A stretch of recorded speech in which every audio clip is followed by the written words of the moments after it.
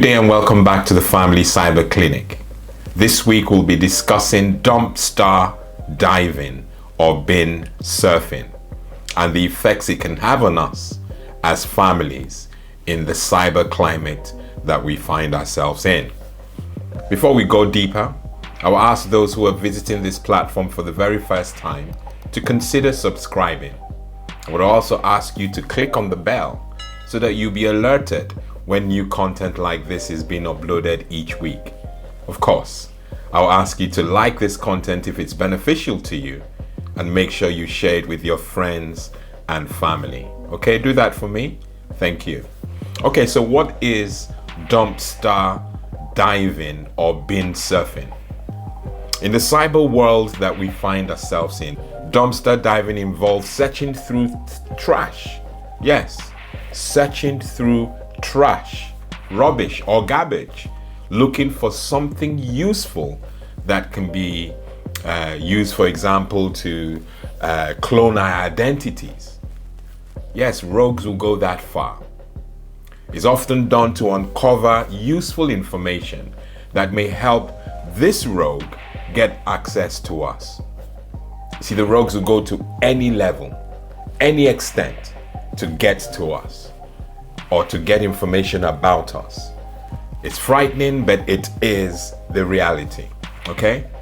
So while the term can literally refer to looking through trash, it is used more often in the context of any method, especially physical methods by which a hacker or a rogue might look for information about people of interest.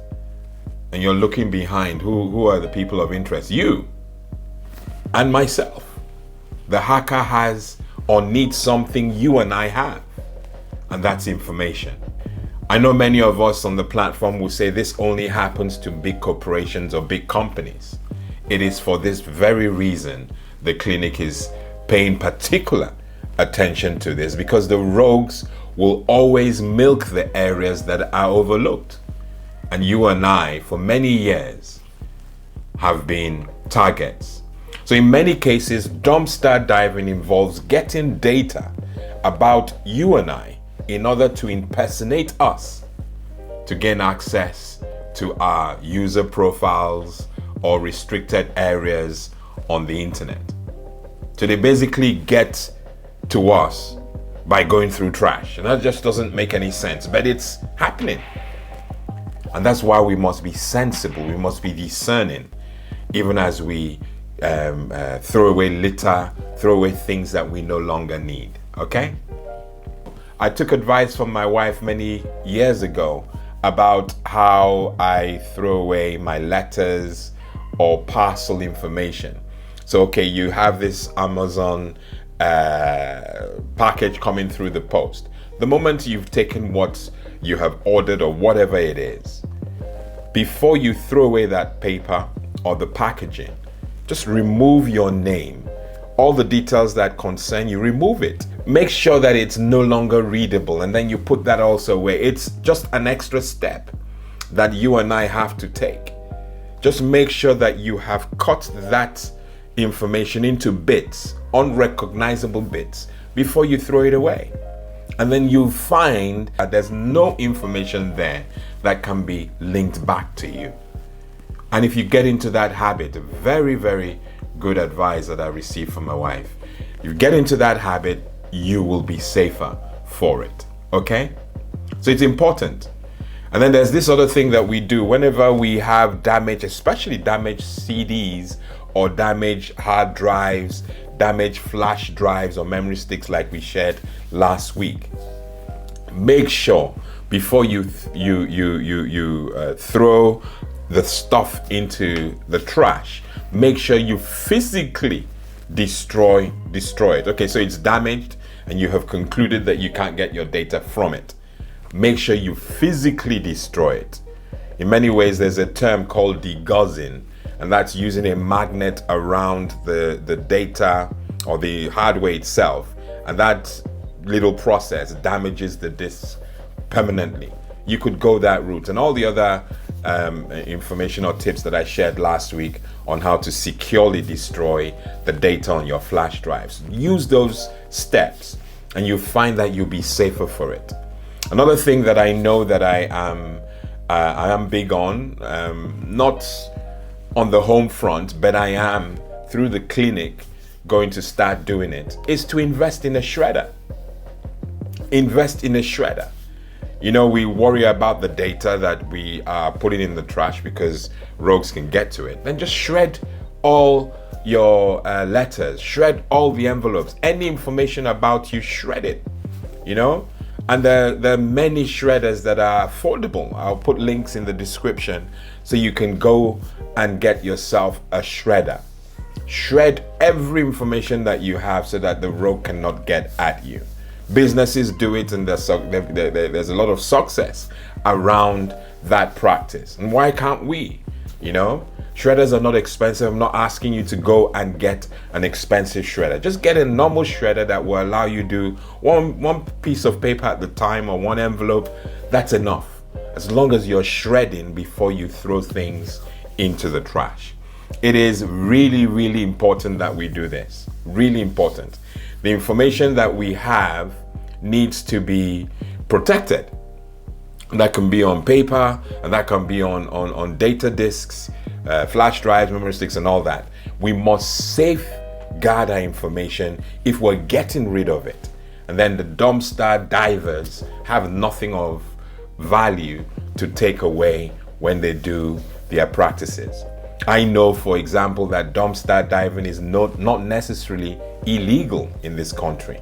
Of course, trespassing is, but if you've thrown it into the trash, you've told the world that you don't have any need for it. That's why we must secure our bins, for example, or at least shred our data before we throw it into the trash. Okay? And that's it. Dumpster diving, bin surfing in brief. I hope it's been useful to you. Okay? Good stuff. Now there's a big campaign. I am so excited about this information I'm about to share with you. YouTube, yes, YouTube are doing things to protect our children. Yes, you heard me right.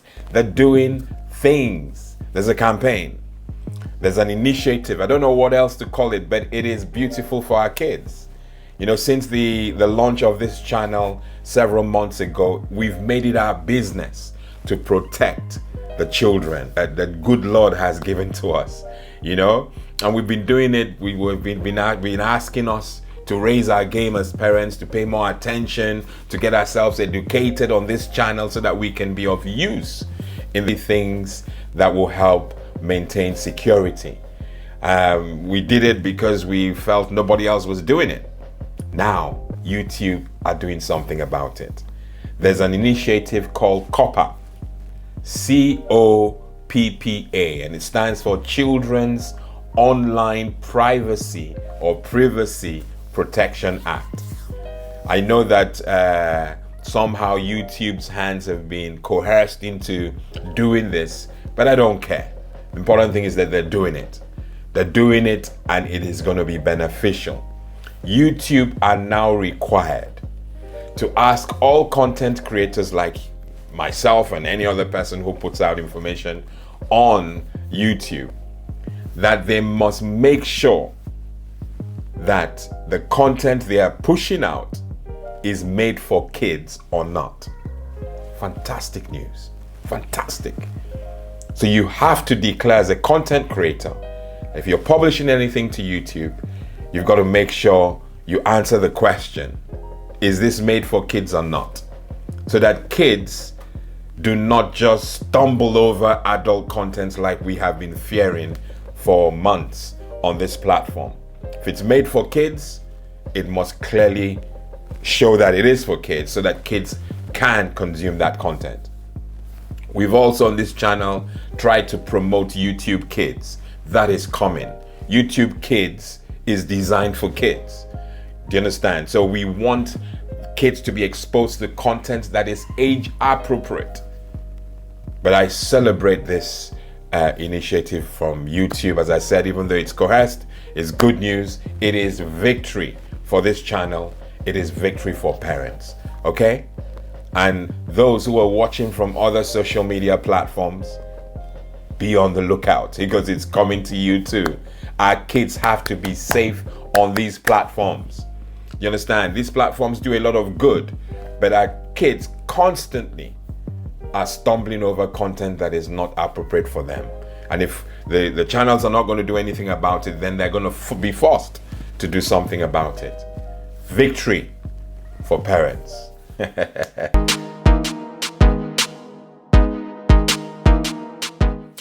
The PowerPoint for this week: those who trust in themselves are fools, but those who walk in wisdom are kept safe. I'm your host, Cyber Pastor Lawrence Edem. Till next week, God bless and goodbye.